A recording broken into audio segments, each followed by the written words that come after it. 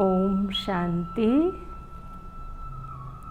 Founder chairman भ्राता Nand Kishore Garg ji, director MAIT Neelam Sharma ji, college के अन्य सभी डिपार्टमेंट्स के डायरेक्टर्स, हेड और ट्रस्टीज़, पूरे स्टाफ को प्रजापिता ब्रह्मा कुमारी संस्था की तरफ से प्रतिनिधि के रूप में आज मैं आप सभी का इस कार्यक्रम में अभिवादन करती हूँ, अभिनंदन करती हूँ। ओम शांति और नमस्कार। हमारे लिए आज ये बहुत ही हर्ष का विषय है कि हम सभी ऑनलाइन ये मीटिंग कर रहे हैं, शेयरिंग कर रहे हैं, क्योंकि जो वर्तमान कोविड-19 की सिचुएशन हम सबके सामने आई है, ऐसा हम सब ने कभी सोचा नहीं था कि जीवन में इतना लंबा समय भी कोई सिचुएशन चल सकती है।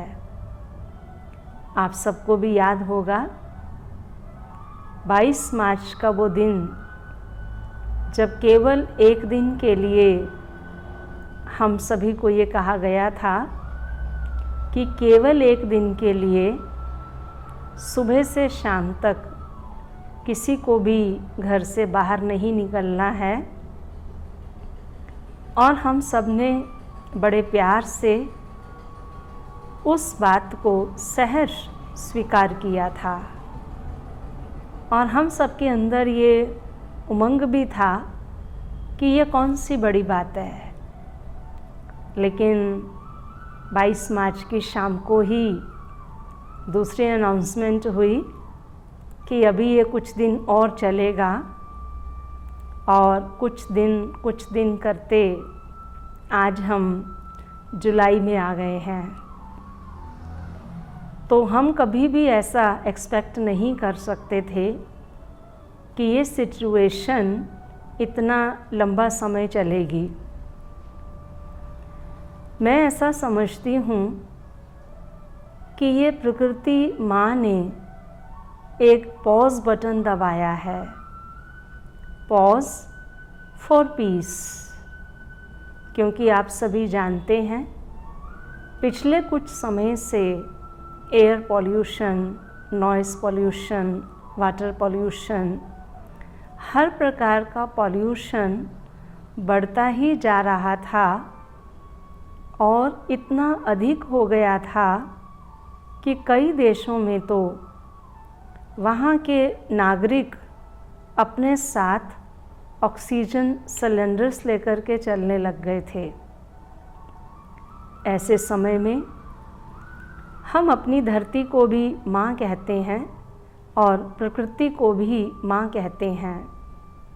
तो ऐसे समय पर हमारी मदर नेचर ने ये एक पॉज का बटन दबाया, हम सब के अच्छे भविष्य के लिए। क्योंकि कोई भी माँ कभी भी ऐसा कोई भी कार्य नहीं कर सकती है जिससे बच्चों को कोई भी प्रकार की हानि पहुँचे। अगर माँ बच्चे को कोई कड़वी दवा भी पिलाती है, उसके पीछे भी बच्चे का स्वास्थ्य अच्छा करने का ही उसकी मनसा होती है। अगर वो बच्चे को कोई वैक्सीनेशन का इंजेक्शन लगवाती है, तो उसके पीछे भी उसकी मनसा यही होती है कि बच्चे का भविष्य सुरक्षित रहे, उसका स्वास्थ्य भविष्य में भी अच्छा रहे। तो जो प्रकृति माँ हमारी अनादिकाल से माँ है, अनंत काल तक माँ रहेगी, क्या वो कोई ऐसा कर्तव्य कर सकती है जिससे हमको कोई हानि पहुँचे? तो उत्तर क्या देता है हमारा मन? कभी नहीं। तो ये हम सबके लिए एक पॉज का बटन आया। आप सब जानते हैं कि जो वर्किंग होते हैं अधिकतर उनके नियर एंड डियर्स को उनसे यही शिकायत रहती है कि आपके पास हमारे लिए समय नहीं है। उनके साथ बैठने का, खाने का, आने जाने का वो समय नहीं निकाल पाते थे और परिवार कंप्लेंट करता था कि हमें आपके धन से ज़्यादा आपके समय की ज़रूरत है, आपके साथ की ज़रूरत है, हमें आपकी कंपनी चाहिए है। भले आप धन कम कमा लो लेकिन हमें थोड़ा समय तो दो। तो मैं समझती हूँ इस लॉकडाउन ने, कोरोना वायरस ने हमको ये एक पॉजिटिव हमारी लाइफ के अंदर अपॉर्चुनिटी दी है कि हम सभी मिलकर के अपने परिवार के साथ बैठें, आपस में एक दूसरे के साथ कुछ शेयर करें। क्योंकि हमारी संस्था की जो एडमिनिस्ट्रेटिव हेड डॉक्टर दादी जानकी जी रहे, उन्होंने अभी 27 मार्च को अपनी पुरानी देह का त्याग किया। तो वो 3 बातें हमेशा कहा करती थी कि अगर आपको अपने पारिवारिक जीवन में सुखी रहना है, पारिवारिक जीवन में शांति बनाए रखनी है, तो 3 चीज़ें आप अपने जीवन में अपना लें। पहला केयर, दूसरा शेयर और तीसरा इंस्पायर। कि परिवार में रहें तो एक दूसरे की केयर करें, एक दूसरे के साथ बातों को शेयर करें और एक दूसरे को आगे बढ़ाने के लिए इंस्पायर करें। तो लॉकडाउन ने ये तीनों चीज़ें हमारे जीवन में स्वतः ही सहज रीति से हमारे जीवन में इन चीज़ों को ला दिया है। तो ये हमारे लिए एक प्रॉब्लम नहीं है लेकिन एक अपॉर्चुनिटी है। अगर हम किसी भी बात को प्रॉब्लम की दृष्टि से देखते हैं तो वो हमारे अंदर भय पैदा करती है। और भय के लिए क्या कहा जाता है? कोई व्यक्ति अगर भय में होता है तो क्या कहते हैं? ये भयभीत हो गया है इस बात से। तो भय के साथ भयभीत लगाया जाता है या दूसरा शब्द कहा जाता है भय का भूत। भय एक भूत के समान भी है। एक छोटा सा किस्सा मुझे इस पर याद आ रहा है। एक बार एक कॉलेज के कुछ स्टूडेंट्स के अंदर आपस में आर्ग्यूमेंट्स हुआ कि भूत होते हैं या नहीं होते हैं। तो उनमें 2 पक्ष बन गए। एक पक्ष कहने लगा कि भूत होते हैं और दूसरा पक्ष कहने लगा कि भूत नहीं होते हैं।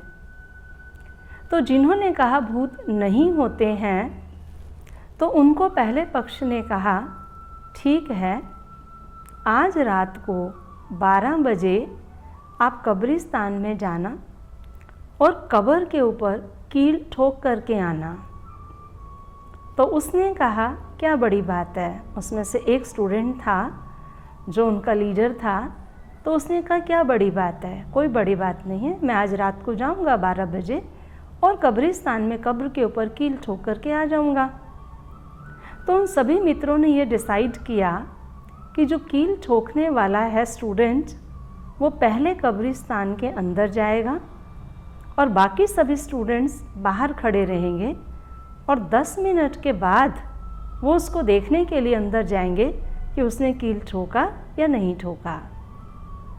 रात को 12 बजे सभी फ्रेंड्स मिलकर के दोनों पक्षों के कब्रिस्तान गए। सभी बाहर खड़े रहे और वो अकेला स्टूडेंट अंदर गया और जाकर के उसने कब्र के ऊपर कील ठोका। 10 मिनट के बाद बाकी सभी स्टूडेंट्स कब्रिस्तान के अंदर आए और उन्होंने क्या देखा कि वो स्टूडेंट वहाँ पर ही कब्र के ऊपर गिरा हुआ था, बेहोश हो गया था। तुरंत उसको वहाँ से उठा कर के डॉक्टर के पास लेकर के गए, उसका ट्रीटमेंट हुआ और जब उसे होश आया तो पूछा गया कि क्या हुआ था, आप बेहोश कैसे हो गए? तो उसने कहा कि जब मैंने कब्र पर कील ठोका और कील ठोक कर के मैं वापस आने के लिए मुड़ा तो किसी ने मेरा कुर्ता पकड़ लिया और मैंने बहुत कोशिश की अपने कुर्ते को छुड़ाने की, लेकिन उसने बहुत कस के मेरा कुर्ता पकड़ लिया और मैं घबरा गया और बेहोश होकर के वहीं पर गिर गया। तो जो बाकी उसके फ्रेंड्स थे उसकी बात सुनकर के बहुत ज़ोर ज़ोर से हंसने लगे।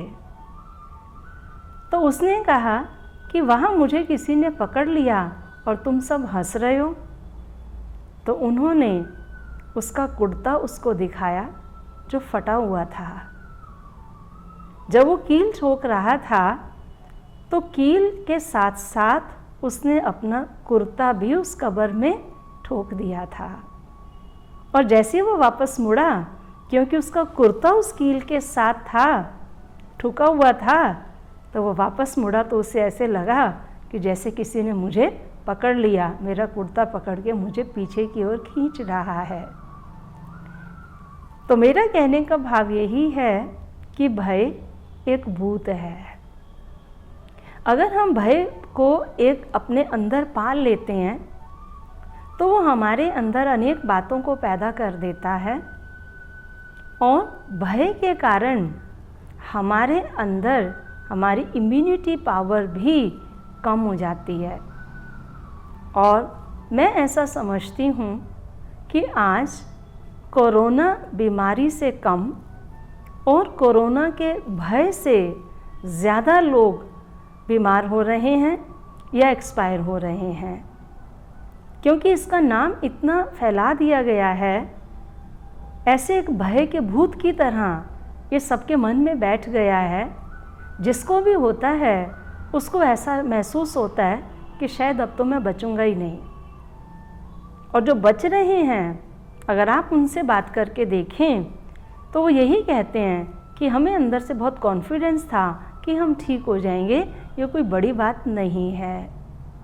तो जो हमारी विल पावर है, हमारी मनसा शक्ति है, वो हमारी मनसा शक्ति हमारे शरीर को भी शक्ति प्रदान करती है। कुछ दिन पहले एक डॉक्टर का मेरे पास फ़ोन आया। वो ब्रह्मा कुमारी संस्था के संपर्क में हैं, दोनों हस्बैंड वाइफ डॉक्टर हैं। उसने कहा कि दीदी मुझे बहुत डर लगता है। हमने कहा किस बात से? कहा हम तो रेगुलर हॉस्पिटल जाते हैं, फ्रंट लाइन पर हैं, हमें पेशेंट्स के डायरेक्ट कनेक्शन में आना पड़ता है। तो हमने उनको एक ही बात कही, आप हमेशा ये याद रखना कि doctor is next to God. आपसे पहले कौन खड़ा है? भगवान खड़ा है। आप तो भगवान के बाद हैं। अगर वो वायरस आएगा तो पहले किसके पास आएगा? पहले भगवान के पास आएगा। आप उसके पीछे खड़े हैं तो भगवान उसको वहीं पर ही रोक लेगा। और वो बात ने उसको इतना बल दिया जो उसने अपने संपर्क में आने वाले हज़ारों डॉक्टर्स को यही बात बता कर के उनके कॉन्फिडेंस को बूस्ट किया। तो भय को अपने अंदर कभी भी ना पालें। और तीसरी बात मैं आप सबसे जो कहना चाहती हूँ कि आप सभी मूर्तिकार हैं। आपके पास जो भी स्टूडेंट्स आते हैं उन्हीं में ही कुछ महान आत्माएं छिपी हुई हैं। मेरा कॉलेज में जाना समय प्रति समय रहा तो मैंने देखा कॉलेज के अंदर स्वामी विवेकानंद का बहुत सुंदर चित्र लगा हुआ है। तो देखकर के विचार चला कि इन मूर्तिकारों के पास स्वामी विवेकानंद, डॉक्टर अब्दुल कलाम और ऐसी महान आत्माएं आती हैं। अब आपका कर्तव्य क्या है उसके अंदर? तो उस पर भी मुझे एक छोटी सी कहानी याद आ रही है। एक बार एक मूर्तिकार मूर्ति बना रहा था। सामने से कोई राहगीर निकला और उसने उससे पूछा, भाई तुम क्या कर रहे हो? मूर्ति बना रहे हो? तो उस मूर्तिकार ने बहुत सुंदर जवाब दिया कि मैं मूर्ति नहीं बना रहा हूँ, मूर्ति तो इस पत्थर के अंदर ऑलरेडी बनी हुई है, मैं तो केवल उस मूर्ति के आसपास का एक्स्ट्रा स्टोन रिमूव कर रहा हूँ। आपके पास भी अनेक स्टूडेंट्स आते हैं और आपका कर्तव्य क्या है? उन मूर्तियों को शेप देना और उनके आसपास जो एक्स्ट्रा स्टोन आ गए हैं, जो उनके फ्यूचर को, उनकी लाइफ को और उनके करैक्टर को खराब करने वाले हैं। क्योंकि स्टोन को नहीं पता कि मेरे आसपास एक्स्ट्रा स्टोन कौन सा है, ना ही उसमें अपने आसपास के एक्स्ट्रा स्टोन को रिमूव करने की हिम्मत है, शक्ति है। ये आपका कर्तव्य है।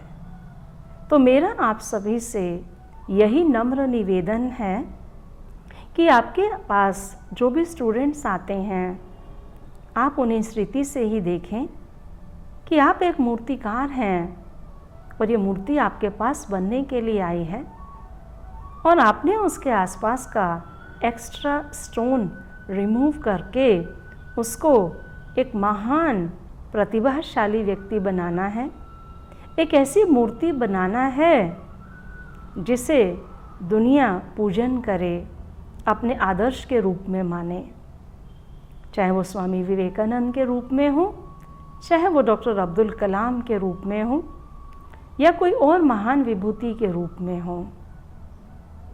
तो आज हम सभी ऑनलाइन मिल रहे हैं और ये समय को हम सभी मिलकर के एंजॉय करें, आपस में इस तरह से शेयर करें, एक दूसरे की केयर करें और एक दूसरे को अपने अनुभवों से इंस्पायर करें। यही जीवन का वास्तव में लक्ष्य है। इन्हीं शब्दों के साथ मैं अपनी वाणी को विराम देती हूँ। ओम शांति और नमस्ते।